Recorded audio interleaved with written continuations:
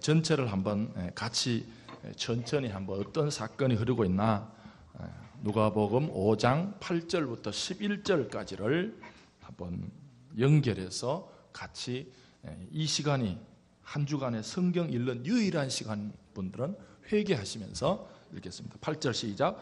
시몬 베드로가 이를 보고 예수의 무릎 아래 엎드려 이르되 주여 나를 떠나소서 나는 죄인이로소이다 하니 이는 자기 및 자기와 함께 있는 모든 사람이 고기 잡힌 것으로 말미암아 놀라고 세베대의 아들로서 시몬의 동업자인 야고보와 요한도 놀랐습니다.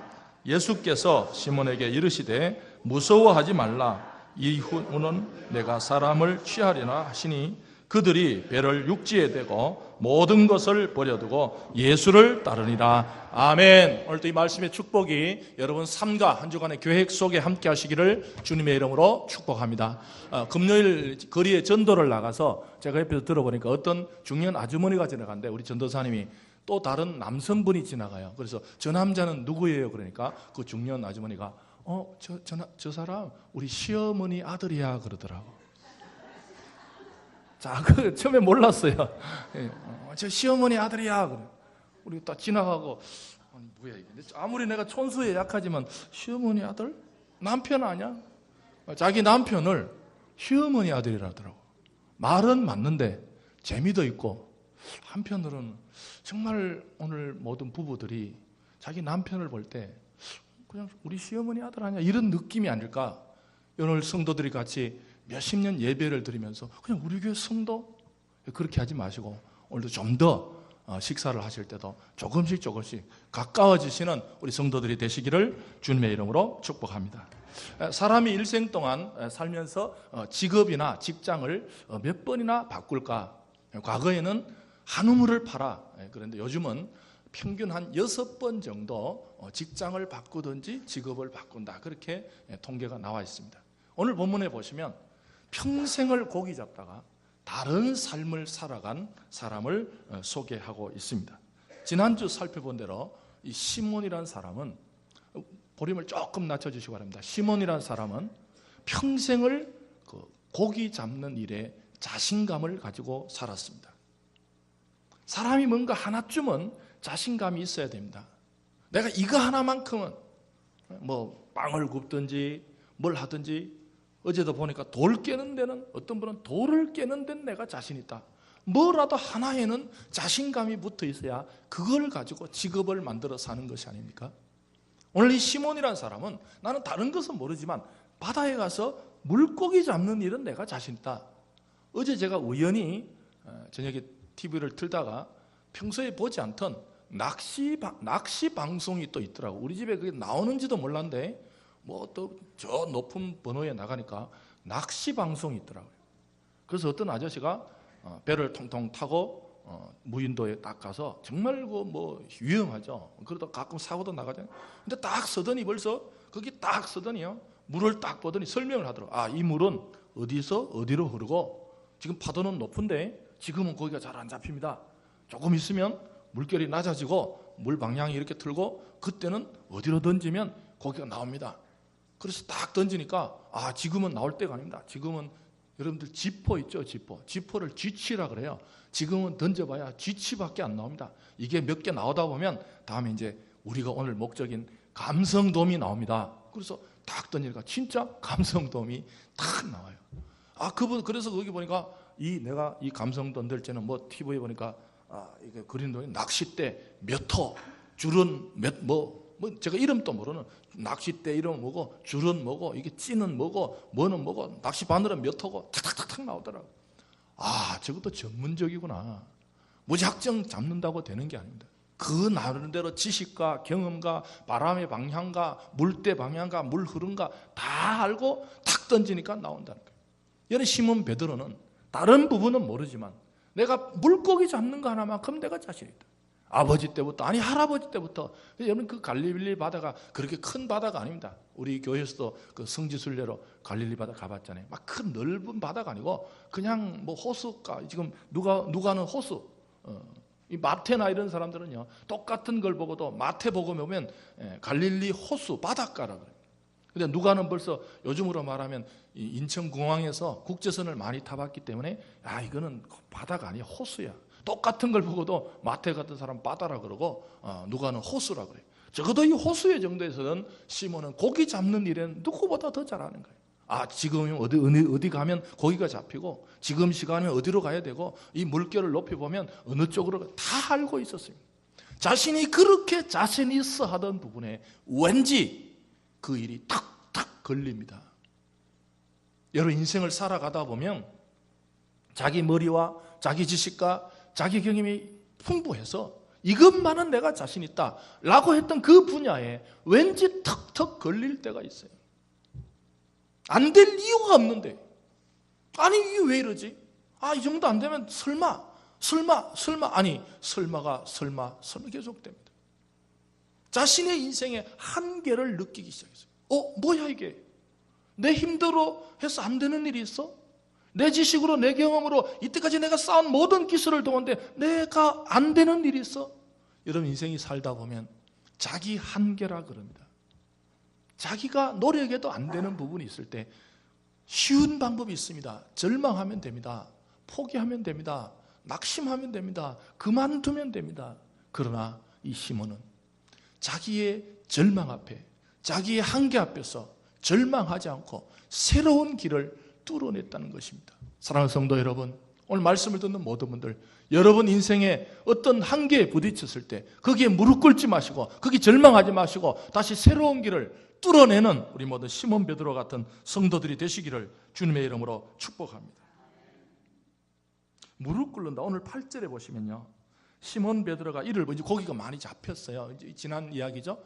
예수님께서 깊은 데로 가서 그물을 던져서 고기를 잡으라니까 진짜 잡혔어요. 8절의 이야기입니다. 사실 지난주보다 지금이 더 중요합니다. 8절에 보시면 시몬 베드로가 이를 보고 본 거예요. 뭐야 이거? 내가 그렇게 안 된다고 하는 부분에, 내가 그렇게 자신 있어 하는 부분에 이분은 되잖아. 도대체 이분이 누구야? 내가 그토록 신경을 써서 내 지식과 내 경험과 내 방식을 다 동원해도 나는 안 된다 그랬는데 되는 사람이 있다는 거죠. 베드로가 이걸 보고 뭐야 이게? 도대체 일이 왜 일어났어? 8절입니다. 시몬 베드로가 이를 보고 예수의 무릎 아래 엎드려 이르되 할렐루야. 누가가 말하고 싶은 것은 뭐였습니까? 베드로가 고기 많이 잡았다 그런 뜻이 아닙니다. 베드로가 자신의 한계 앞에서 어떤 다른 존재 앞에 거룩한 무릎 꿇음이 일어났다는 것입니다. 여러분, 현대인들은 무릎 꿇는 걸 싫어합니다. 현대인들에게 맞지 않는 단어입니다. 무릎 꿇는다. 무릎 꿇냐는 거예요. 요즘 나라가 왜 이렇게 어지럽습니까? 미국도 이제는 이제 철학적으로 보면 지금 우리가 사는 시대를 포스트 모던 시대라 그럽니다. 모더니즘, 현대주의가 지나가고 현대주의에 뒤따라서 포스트 모더니즘, 후기 현대주의입니다. 후기 현대주의 특징이 뭡니까? 진리가 없습니다. 10명이 모이면 10개의 진리가 있습니다. 10,000명이 모이면 10,000개의 진리가 있습니다. 과거에는 10명이 모이면 큰 이야기를 하나 딱 하면 다 10명이 받아들인다. 그런 게 있었습니다. 이제 현대에 와서는요, 10명이 모이면 10개의 진리가 있어서 안 받아들입니다. 과거에는 승복을 합니다. 여러분, 미국을 보십시오. 반쪽 대통령 아닙니까? 반만 그 사람을 대통령이라고 인정합니다. 왜요? 이제는 누구 앞에 숙이지 않습니다. 여러분들, 우리나라도 앞으로 보십시오. 보수는 끝까지 보수기로 갑니다. 진보는 끝까지 진보길로 갑니다. 정말 머리를 맞대고 우리나라를 위해서 네가 한 발 양보하고 내가 한 발 양보. 이건 보수의 진보의 문제가 아니라 우리나라가 어떤 이런 합의를 이룰기가 무척 힘드는 시대가 포스트 모던주의입니다. 왜? 진리는 네 거하고 내 거하고 다르다는 것입니다. 여러분, 요즘 전도가 왜 힘듭니까? 과거에는 예수만이 진리다, 예수님만 믿어야 천당 간다 그러면 불교 사람들이 타종교에서 그럽니다. 그거는 너 이야기고, 과거에는 그래? 그거 정말 예수님이 진리야? 기독교만의 진리야? 요즘은 안 그럽니다. 기독교가 진리다는 건 너 이야기고, 너무 그렇게 배타적으로 나오지 말아요. 네 거도 인정하면 내 거도 인정해요. 무릎 꿇지 않습니다. 예수의 이름 앞에 무릎 꿇는다는 거 쉽지 않습니다. 여러분, 그러나 기독교는 거룩하신 하나님 앞에, 하나님의 아들 예수 그리스도 앞에 무릎 꿇어야 새로운 길을 발견해낼 줄 믿습니다. 왜 우리는 무릎 꿇어야 합니까? 베드로의 마음속에 안 된다는 생각, 실패. 여러분, 제가 한 몇 년 전에 설교 제목이, 여러분은 다 있고 생각이 안 났겠죠. 저는 가끔씩 실패를 지우는 지우개. 사람이 실패를 지우는 지우개는 없습니다. 우리가 왜 자꾸 사람이 힘듭니까? 가을에는 왜 자꾸 머리만 많이 써서 복잡합니까? 내 마음에 실패가 지워지지 않기 때문에 그렇습니다. 아픔이 지워지지 않게 됐습니다. 상처가 지워지지 않습니다. 어릴 적부터 어떤 받은 상처, 아니면 자란 성장에 대한 상처 지워지지 않습니다. 왠지 그게 자꾸만 잊고 싶어도 잊혀지지 않습니다. 저도 제 인생에 좀 어두웠던 시절은 잊혀지지 않습니다. 그게 그냥 내 머릿속에 생각 안 나면 좋겠는데 한 번씩 제 마음속에 떠올라서 또 주눅이 들고, 또 내가 왜 그때 그런 시절을 보냈지, 왜 나에게 그런 일이 있었을까, 그런 생각이 합니다. 여러분, 베드로의 마음속에도 그렇게 수고하고 그렇게 밤이 맞도록 노력했지만 쓰라린 실패를 맛보고 자신의 자존심, 그렇게 이 동업자, 여기 동업자라 그랬잖아요. 동업자라 그랬잖아요. 다른 사람들에게 베드로 저 사람 고기 하나는 잘 잡아, 저 사람은 어릴 때부터 고기를 잡았기 때문에 뭐 고기 하나는 잘 잡아, 그런 자존심도 다 구겨지고 쓸쓸하게 자신의 인생 앞에 실패가 돌아다닐 때, 예수의 이름 앞에 무릎 꿇을 때 그 실패가 지워지고 상처가 지워지고 아픔이 지워지고 새로운 길을 열어간 줄 믿으시기 바랍니다. 예배가 뭡니까? 도대체 예배가 뭡니까? 오늘 우리가 뭘 해야 됩니까? 그냥 목사 말만 듣고 집에 가야 됩니까? 여러분, 오늘도 저와 여러분들의 마음속에 한 주간 동안에, 아니 일생 전체에, 내 인생에 만들어진 실패와 상처를 깨끗하게 예수의 이름 앞에 무릎 꿇고 지우고 새로운 출발을 하시는 첫날이 되시기를 주님의 이름으로 축복합니다. 신앙은 절대 의존입니다. 완전한 무릎 꿇음입니다. 오늘 많은 현대인들이 예수의 이름 앞에 부분적으로만 무릎 꿇습니다. 마치 피자를 썰듯이 교회 와서는 어느 정도만 무릎 꿇습니다.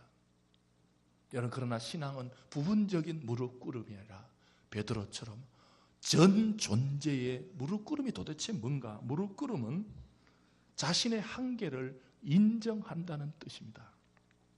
여러분, 우리나라에서 이 자신의 한계를 인정한다는 게 쉽지 않습니다. 무릎 꿇는다는 게 쉽지 않습니다. 여러분들 말이 그렇지 쉽게 무릎 꿇어지지 않습니다. 우리나라에서 제일 똑똑한, 제가 몇 번 이야기한 이어령 교수, 우리나라에서 제일 똑똑하고 정말 좋은 책을 많이 짓고 지성인들에게 계속 자신의 지성으로 자신을 탑을, 자기는 사람들이 와서 예수 믿으세요. 내가 뭐가 아쉬워서 예수 믿냐? 내가 뭐가 아쉬워서 내 인생이, 나는 예수 옆에 무릎 꿇을 수가 없어. 내가 가진 게 없어, 돈이 없어, 지위가 없어, 배운 게 없어. 아예 그냥 뭐 기독교 가면 그냥 좀 못 배운 사람들이, 좀 그냥 약한 사람들이 그냥 무릎 꿇고 주여 주여. 프로이드 같은 사람은요, 기독교를 노예라 그래서 노예. 괜히 옛 사람들 모아가지고 그냥 아픈 사람, 슬픈 사람들 모아가지고 노예 근성을 기르고 그렇게 설명을 했어요. 프로이드는 종교는 노예다. 괜히 무릎 꿇게 한다. 이어령 교수도 내가 왜 무릎을 꿇냐는 거예요. 내 힘대로 다 살고 내 능력과 내 지식과 내가 쌓은 부와 명성을 가지고 내 지식과 내가 본 책이 얼만데 무릎 꿇지 않았습니다. 그는 한계를 인정하지 않아요. 인간이 무슨 한계가 있냐? 노력하면 되지. 그렇게 잘 나가던 교수가 자기 딸의 질병 앞에, 자기 딸이 아프니까 나를 그렇게 지탱해 주던 지식, 지위, 재물, 자기는 의학도 믿었대요. 의학을 믿었대요. 의사가 있으니까 뭐 교회 가서 뭐 그냥 그런 것보다 뭐 병 걸리면 의사한테 가면 되겠지. 웬걸? 자기 딸이 아픈 부분은 의사가 못 고치는 거예요. 자기가 안 된다는 게 없었는데 자기 딸 때문에 자기는 그럼 나는 내 딸 때문에 신 앞에 무릎 꿇을 수밖에 없었다.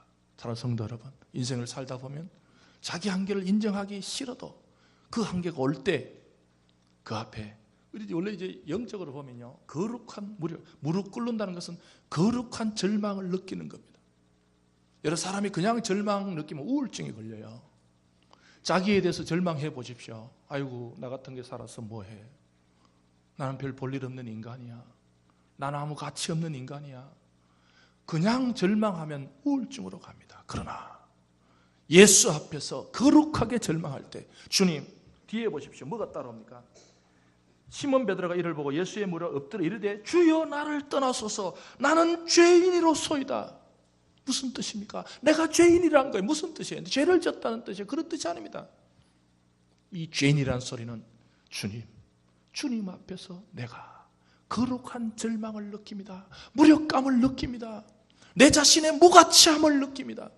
여러분, 예수님 없이 절망하면, 예수님 없이 자기 포기를 선언하면 질병으로 가지만, 예수 앞에서, 예수의 이름 앞에서 자신이 죄인됨을 고백하고 자신의 무력감을 고백하고 자신의 절망을 고백하고 자신의 한계성을 인정할 때 하나님의 그 인생을 새로운 길로 인도하시는 줄 믿으시기 바랍니다.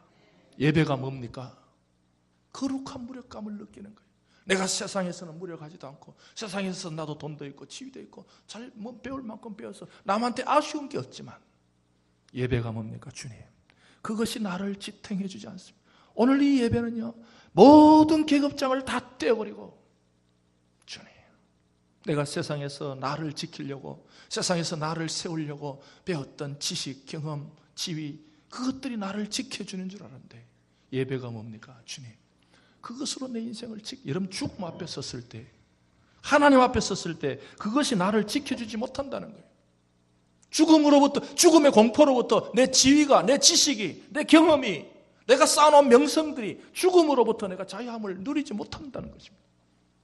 그러나 예배는 주님, 이 시간에 나에 대해서 거룩한 무력감을, 여러분들 성경을 보면, 성경은 뭔 책이냐 하면 하나님을 만났던 사람들의 이야기. 그렇게 쉽게, 성경이 뭐냐면 하나님을 만났던 사람들의 체험을 적어놓은, 하나님 눈에 보이지 않잖아요. 하나님 눈에 보이지 않아요. 그러니까 눈에 보이지 않는 하나님을 만났던 사람이 있는데 그냥 기록을 안 해놨던, 우리가 어떻게 만났는지 몰랐어요. 그러나 성경이 뭐냐면 눈에 보이지 않는 하나님을 만난 사람들의 체험을 적고, 그리고 그걸 보고 하나님을 만나면 이렇구나. 눈에 보이지는 않지만 하나님을 만나면 이렇구나. 그 특징 중에 하나가 나는 죄인이로소이다입니다. 모세를 보십시오. 다윗을 보십시오. 바울을 보십시오. 바울 같은 사람은요, 참 잘 나가던 사람이었죠. 너무 많이 배웠어요. 똑똑했어요. 율법에 정통했잖아요. 여러분, 자기가 많이 알고 나니까 남의 행동이 탁탁탁탁 보이기 시작하는 거예요. 내가 모를 때는 안 보였는데 알고 나니까 탁탁탁탁 보이는 거예요. 여러분들 신명기에 보면 나무에 달려, 어떤 사람이 나무에 달려 죽었거든 하나님의 저주를 받은 줄 알라고 율법에 남아 있어요. 그런데 바울이 율법에 정통했죠. 어떤 사람이 결과적으로 나무에 달려 죽으면 하나님의 저주를 받았구나 라고 딱 알고 있는데, 하필 예수란 사람이 십자가 나무에 달려 죽었는데 많은 사람들이 그 나무에 달려 죽은 사람을 따라다니고 있었어요. 바울이 보니까 너무 한심한 거예요. 아니, 사람들이 몰라도 너무 모른다. 어떻게 나무에 달려 죽으면 하나님의 저주를 받았다고 율법에 딱 나와 있는데, 그 당시에 많은 사람들이 나무에 달려, 십자가라는 나무에 달려서 처참하게 죽은 예수를 믿으려고 하니 이 바울이 숨통이 터져요. 이렇게 몰라도 모를 수가 있냐. 그래서 그는 이 어리석은 사람들을 못 믿게, 처음에는 다 일렀겠죠. 야, 그거 믿지 마. 나무에 달려 죽으면 이 율법에 보면 저주 받은 사람이야. 그걸 왜 믿어? 근데 자꾸 믿으니까 나중에는 폭력을 쓰게, 이 사람도 안 되겠다, 잡아가더라. 그는 허가증을 얻어가지고 다메섹에, 지금 시리아로 올라가다가 예수를 만났어요. 예수 이름 앞에 무릎 꿇고 나니까 그 인생은 변하기 시작했습니다. 지금 내가 남을 쫓아다닐 때가 아니라 나를 쫓아다닐 때구나. 여러분, 하나님 만나고 나면요, 예수 만나고 나면 바울이 이제 남을 쫓아다니는 거 다 멈추고, 바울이 일생 동안 누구를 쫓아다니냐면 자신을 쫓아다닌 줄 믿으시기 바랍니다. 자기를 쫓아다닌 거예요. 오라 나는 죄인이로다. 내가 주님 앞에 죄인인데 내 코가 썩. 여러분들, 내가 지금 폐암 8기인데 뭐 딴 데 지금 신경 쓸 필요 있어요? 내가 8기인데 지금 동네 앉아가지고 저 사람은 뭐 위장이 좀 나쁘네, 저 사람은 뭐가 좀, 지금 그럴 때 내가 지금 폐암 8기인데, 8기도 없지만 이 바울이 자기를 느껴, 내가 죄인이로구나. 그래서 바울은 평생 자기를 쳐서 복종한 거예요. 나를 쳐서 죽이지 않으면 내가 하나님 앞에 가지도 못한다 이거. 그래서 바울은 끊임없이 이제 남을 쫓아다니다가 자기를 죽이려고. 왜? 하나님, 내가 주님 앞에 죄인입니다. 여러분, 이 아침에도 하나님은 우리를 부르셔서 살 길을 주신 줄 믿습니다. 복음을 통해서 우리 스스로를 죄인으로 인정하고 내 자신이 하나님 앞에, 하나님, 내가 정말 거룩한 무력감을 느낍니다. 거룩한 절망감을 느낍니다. 내 힘과 내 방법과 내 지식으로 해왔던 걸 모든 것에 한계를 느낍니다라고 죄인으로서의 다 무릎 꿇는 우리 성도들이 되시기를 주님의 이름으로 축복합니다. 무릎 꿇은 사람은 어떻게 되는가? 10절 보십시다. 예수님이요 정확하게 이야기합니다. 10절에 보시면 뒤에입니다. 무서워하지 말라. 시몬아, 무서워. 이 말은 이제 시몬아 안심해라. 이제 후로는 이 말은 네가 무릎 꿇기 전과 무릎 꿇고 난 후 네가 죄인임을 느끼고 나서는, 네가 네 스스로에 대해서 절망하고 네 스스로에 대해서 거룩하게 포기하고 나면 이제 후로는 네가 사람을 취하리라. 할렐루야. 이 취자 앞에 조그마한 숫자가 쓰여 있어요. 그 밑에 뭐라고 했어요? 밑에 가면 이 헬이라고 되어 있어요. 헬은 뭐래요? 사로잡으리라. 또 어떤 사람이 헬인데 여러분들 모르면서 아는 차다 큰일 납니다. 정확하게 알기 전에는 말 안 하는 게 좋아요. 어떤 사람이 헬인데 이거 헐이야 헐. 요새 헐 그러지. 헐이 아닙니다. 예? 뭐예요? 헬이 뭐예요? 헬라어의 의미로는 네가 이제 예수님께서 이제 후로는 네가 나한테 죄인임을 느꼈어. 이제 후로는 이전의 삶과 다른데, 이전의 삶은 네가 고기를 잡았지만 이제는 뭘 잡으리라? 사람을 사로잡으리라. 할렐루야. 인생이 바뀌죠. 여러분 교회 오시면요, 예수 만나면 인생 변화되는 줄 믿으시기 바랍니다.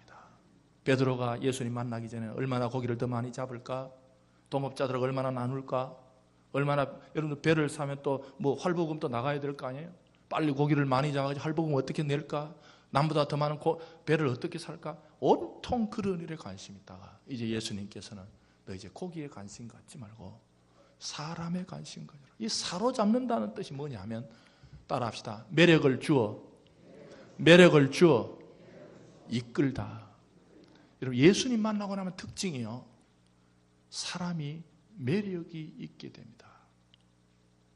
사람이 만나보면요, 지겨운 사람이 있어요. 불편한 사람이 있어요. 빨리 이 시간이 지나갔으면 좋겠다. 그런 사람이 있습니다. 아니면 의무적으로 만납니다. 여러분들 비즈니스하도 의무적으로도 만나야 되잖아요. 그냥 이 일만 있으면 그 사람으로 안 보이는, 그냥 비즈니스를 위해서 만난 거예요. 사람으로 보이지 않습니다. 그러나 예수 앞에 무릎 꿇은 사람은요, 비즈니스로 만나든 잠깐 지하철을 만나든 누군가에게 매력이 있는 사람이 되는 줄 믿으시기 바랍니다. 여러분들 낚시, 오늘 고기 잡잖아요. 낚시 갈 때 보면요, 어떤 사람은 지렁이를 끼는데 낚시 바늘에 지렁이를 끼는데 낚시 바늘이 툭 튀어나오게 이렇게 껴요. 아무래도 고기 안 잡힙니다. 낚시의 비밀이 뭡니까? 속에는 낚시 바늘이 들었지만 겉은 맛있는 지렁이로 보입니다. 그게 매력이라 그래요. 여러분, 오늘 우리 인생이 정말 여러분들이 예배 때 하나님 앞에 제대로 무릎 꿇으면 여러분들이 누군가에게 매력을 주는 존재들이 되는 줄 믿으시기 바랍니다. 내 힘으로 되는 게 아니에요. 내 힘으로 되는 게 아닙니다. 여러분, 오늘도 정말 예배 때 하나님 정말 내가, 여러분들이 매력이 어떤 매력을 하면, 사람이 어떤 일에 한번 크게 무너져 본 사람은요, 이상한 겸손이 있어요. 제가 어떤 목사님을 만났는데 정말 그분은 마음이 좀 겸손하고 뭔가 달라요. 알고 보니까 자기는 암이 걸렸는데 수술을 하셨더라고. 위를 다 잘라냈더라고. 그게 말 안 할 때도 이미 그 사람 속에 뭔가 좀 저분은 좀 괜찮다. 저분은 말이 되게 겸손하다. 저분이 말이 좀 따뜻하다. 저분이 좀 남을 좀 이해해 준다. 그런 좋은 느낌이 자꾸 느껴지더라고요. 알고 봤더니 자기 안에 큰 아픔이 있어서 그 뒤로 모든 교만이 없어졌대요. 자기는 죽다가 살았는데 무슨 교만합니까? 여러분, 저는 개인적으로 헨리 유엔이라는 아주 똑똑한 사람이 있어요. 뭐 미국의 대학 말할 필요 없겠지만 예일 대학의 교수를 하고 하버드 대학의 교수했다 그러면 똑똑하십니다. 일단은 그분이 그런 책을 줬죠. 그분이 마지막에는 장애인 공동체 데이브렉이라는 장애인, 여러분들 그분이 그렇게 내가 예일 대학 교수 해봐도 하버드 대학 더하기도 어려운데 이 사람은 교수를 했어요. 그러니 뭐 보통 똑똑한 게 아니죠. 근데 그분이 그런 말을 했어요. 내가 인생 살아보니까 예일 대학의 교수에서 애들 지나갈 때 교수님 그 기쁨 보다가 예일 하버드 대학 가서 정말 콧대 높은 사람들이 다 머리 숙이고 그 기쁨보다 나는 장애인 공동체에 들어가서 아침에 그 장애인 공동체에 바니엔가 그 친구가 있었어요. 걔하고 이야기할 때 내 속이 제일 편하더라는 거예요. 아무 사심이 없이. 학교는 서로가, 학교 보십시오. 서로가 막, 여러분들 학교도 가보면요. 교수들끼리도 네가 잘났나 내가 잘났나, 교수 중에도 너는 어느 대학 나냐 나는 어느 대학 나, 별의별 관계가 다 있어요. 불편해요. 같이 밥을 먹고도 겉으로 웃으면서 밥을 먹지만 속으로는 이런데 이 헨리 유엔이 나는 하버드 대학 교수보다 데이브렉이라는 장애인 공동체에 가서 그 바니하고 아침에 일어나가지고 바니 잘 잤냐? 오케이 잘 잤어. 햇빛 좋지? 그래. 이게 너무 행복하다는 거예요. 너무 행복. 자기는 인생이 이런 행복이다. 저 아무 꾸밈 없이 바니가 햇빛 봐 그러면 햇빛 한참 쳐다보고 햇빛 좋지? 그럼 햇빛 좋게. 오케이 햇빛 정말 햇빛 좋아. 그게 너무 좋아. 이분이 제일 책을 많이 썼는데 상처 입은 치유자라는 책을 썼죠. Wounded Healer. 우리는 상처 입은 치유자. 여러분들 누군가 내가 상처가 치유받지 못하면 남을 못 치유합니다. 나는 아픈 적도 없으면서 이렇게. 여러분 지난번 어떤 그 여성 유방암만 전문으로 이렇게 하는 전도사님이 계시더라고요. 그분이 자기가 아무리 유방암 걸린 분들에게 가서 막 힘내라 그러고 막 성경 읽어주고 용기를 가지라 그러고 막 용기를 안 갖더래요. 마지막 하는 말이 그거예요. 전도사님도 내 아픔은 모른다는 거예요. 그런데 정말 이상하게 그분도 유방암 걸렸어요. 소문이 다 났어요. 그 병원에서. 과거에는 성경을 들고 보세요. 여기 두려워하지 말라 그랬잖아요. 여기 두려워하지 말라는 뜻은 뭐 어쩌고 저쩌고 아무리 설명해도 뭐 은혜가 없었는데 이분이 아프다는 게 전 병원에 소문 다 나니까 이 전도사님이 성경책을 안 가지고 가도 그 병실에 들어가기만 들어가도 전도사님 오셨어요. 설교 필요 없어요. 그 전소에 앉아가지고 식사 많이 하세요. 과거에는 막 하나님 말씀을 먹인다고 막 마태복음도 먹이고 요한복음도 먹이다 기회 안 들었는데 그 전도사님 설교도 안 해요. 그냥 지나가면서 그냥 식사 많이 하세요. 힘이 되는 거예요. 힘이 돼요. 왜요? 그 전도사님이 아프다는 거예요. 헨리 유엔이 그런 말이에요. 우리는 예수님이 왜 우리에게 힘이 되는가? 예수님 한 번도 안 아파봤으면서 우리에게 너 아파도 용기를 고난 가운데서 참아라 그러면 여러분 이사야를 보십시오. 베드로전서를 보십시오. 예수님은 우리와 똑같이 고난을 받으시고 어쩌면 우리가 상상하는 이상으로 그는 이 땅에 오셔서 십자가에 달려 죽으면서 침뱉음을 당하고 모욕을 당하고 우리는 그래도 내가 조금이라도 뭐 간섭했기 때문에 당하는 고난도 우리는 못 참아가지고 길길이 날 텐데 예수님은 아무 어떤 털끝만큼 관여도 없는 일에 욕을 먹고 힘들어하고 침뱉음을 받아 십자가에서 아픔을 당하신 거예요. 모욕당하는 게 이 아픔이구나. 남에게 한마디 말도 안 했는데 욕을 먹는 게 이 아픔이구나. 예수님이 다 상처를 겪었기 때문에 예수님이 우리의 wounded healer란 거예요. 상처 입은 치유자란 거예요. 예수 믿는 사람이 누군가? 예수 믿는 사람의 정의는 우리도 상처가 있었고 그 상처가 예수님에 의해서 무릎 꿇을 때 주님 내 아픔과 내 실패와 내 좌절과 내 방황을 주님 앞에 무릎 꿇습니다 하고 죄인이로소이다 고백할 때 모든 상처가 씻어지고 회복되는 줄 믿으시기 바랍니다. 그러나 상처 입었기 때문에 상처 있는 사람들에게 대화를 합니다. 형제여, 자매님 힘내십시오. 자매님 예수님께 한번 의지해 보십시오. 그 사람이 그럽니다. 이상하게 당신이 말한 건 내한테 와닿아. 내 교회 나가세요. 그런 게 아니라 당신이 말하니까 어쩐지 저 사람이 말할 땐 여러분들 우리 교회가 참 되게 감사한 것은 어떤 분이 그래요. 교회 등록을 하시면서 이상하게 일생 동안 뭐 자기에게 교회에 나가라는 소리 수도 없이 들었대요. 근데 서울 비전교회 성도가 교회에 나가자 하니까 왠지 오고 싶어서 왔다는 사람이 있습니다. 할렐루야. 그 말이 제일 왜요? 똑같은 말이라도 그 마음 속에 예수 앞에서 자기 상처가 치유받은 사람의 말에는, 그래서 예수님 이제 너는 사람을 취한다. 이제 너는 사람을 사로잡는다. 여러분들 베드로가요 사도행전에 가면 열심히 설교를 합니다. 사람들은 설교하면요 꼭 그 사람이 가장 기분 나쁜 말을 해요. 참 특이한, 여러분들 남들이 말하는 거 들어보면 왜 그 사람이 가장 기분 나쁜 말을 할까요? 이것도 세계 불가사의 중에 하나예요. 왜 그 사람이 들으면 가장 기분 말이 생각나요? 사단의 역사입니다. 반드시 사단의 심부름이에요. 사단만이 그런 짓 하는 수밖에 없어요. 사람은 그러지 못합니다. 이상하게 딱 들으면 가장 그 사람이 기분 나쁜 말, 그건 사단의 도구입니다. 사단 아니고는 그런 거 할 사람이 없어요. 사람은 그런 짓 못합니다. 베드로가요 사도행전에 가면 설교를 합니다. 사람들이 회개하고 하니까 뒤에서 딱 한마디 합니다. 베드로 제 학교는 어디 나왔냐? 설교는 잘하는데 학교는 어디 나왔냐? 베드로의 사도행전 보면요 학문 없는다. 학문 없다는 거예요. 베드로가 들으면 가장 기분 말하냐? 상처 입을 말하냐? 그러나 베드로는 이미 예수님께 무릎 꿇어봤기 때문에 사도행전에 베드로가 설교하고 나서 뒤에서 수근수근합니다. 베드로 저 사람 뭐 알고 보면 설교 좀 하는 것 같지만 학력을 조사해 보니까 사실 베드로도 학교 나오기는 나왔더라고. 베드로 학교 어디 나왔냐 하면 갈릴리 대학 어부과 나왔대. 나오기는 나왔어요. 좋은 대학 나왔죠. 갈릴리 대학 어부과 들어가기 힘듭니다고.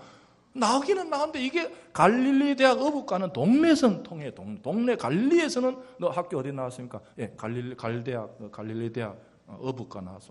거기 나왔냐? 오케이. 근데 이게 예루살렘에 오면요 갈릴리 대학 어부과는 통하질 않아요.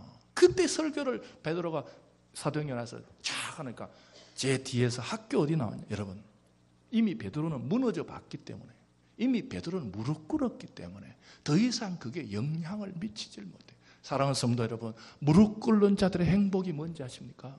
제대로 예수 앞에 무릎만 꿇어버리면, 여러분 불신자들 보세요. 무릎 꿇지 못하니까 괜히 지나가다가 나무만 커도 무릎 꿇습니다. 돌만 커도 무릎, 왜? 그들은 무릎 꿇을 때를 찾지 못한 거예요. 그러니 막 나무 큰 거 보면 저 혹시 우리 아들 낳게 해주는 거 아니냐? 그래서 나무가요 옛날에 그 나무에 절한 나무들 보면 속이 다 썩어 빠졌대. 왜 그런가? 복도 못 준데 사람이 와가지고 자꾸만 복달하니까 그 나무가 오죽 답답해서 속이 썩었겠어요. 뭐 그렇게 믿거나 말거나. 우리는 이 불신자들은요 무릎 꿇을 때를 못 찾으니까 아무데나 무릎. 바위 크면 또 애 낳게 됩니다. 사실 바위도 갈라보면 속 썩은지 몰라요. 애는 지가 낳지 바위한테 해달라고. 그러니까 불신자들은요 무릎 꿇을 곳을 찾지를 못하는 거죠. 어디를 꿇어요? 그러나 여러분들 예수 믿는 사람이 좋은 집, 천지 우주 만물을 지으신 창조주 하나님 앞에, 그 하나님 아들 예수 그리스도 앞에 한 번 무릎 꿇으면 일평생 동안 이 땅에서 자질구레한 일로 충격을 받거나 상처를 받거나 아파하지 않음을, 진짜 행복한 사람이 됨을 믿으시기 바랍니다. 이게 별로 좋은 예는 아니지만 조폭이요, 조폭이 왜 무릎 꿇습니까? 조폭이 무릎 꿇으면 그 시간부터 그 사람의 권세가 오는 거예요. 비슷합니다. 여러분 교회 와서 예수의 이름 앞에 한번 무릎 꿇으면 이 땅의 것으로는 우리를 아프게 하거나 힘들게 하거나 상처받게 하거나 절대로 못할 줄 믿으시기 바랍니다. 예배는 진정한 무릎 꿇음입니다. 하나님, 오늘도 내가 주님 앞에만 무릎 꿇습니다. 주님, 나는 주님 앞에만 죄인임을 고백합니다라고 선언하고 고백할 때 하나님은 우리의 실패와 과거를 지워주시고 한 주 동안 살아갈 새 힘을 주실 줄 믿습니다. 매력 떨어지면 또 나와야 됩니다. 우리의 매력은요 일주일밖에 못 가요. 하나님이 이 땅을 창조할 때 사람이 매력이 있어봐야 6일밖에 못 가요. 7일 되면요 우리 다 매력이 없는 사람이 돼요. 이 목사도 사실은 살다 보면 토요일 저녁에 매력이 없어. 그래서 토요일 날 우리 부부싸움이 더 많은 거예요 원래. 매력이 떨어져서 이제 월요일 날은 좀 주님 이름으로 가다 월요일 날은 교회 갔다 왔기 때문에 그래도 좀 주님 매력 있다가 토요일 되면 다 떨어져요. 우리는 다시 주님 앞에 나서 주님 나 매력 다 떨어졌습니다. 주님 다시 무릎 꿇습니다. 다시 내가 주님 제 이름을 고백합니다라고 할 때 하나님 우리를 회복시켜 주실 줄 믿습니다. 어디를 통해서도 우리를 해치지 못할 새 힘을 주신 줄 믿고 우리 찬송하시면서 날마다 하나님 앞에 정말 우물가에 헛된 것 앞에 무릎 꿇지 마시고 예수님 이름 앞에 무릎 꿇어서 베드로처럼 정말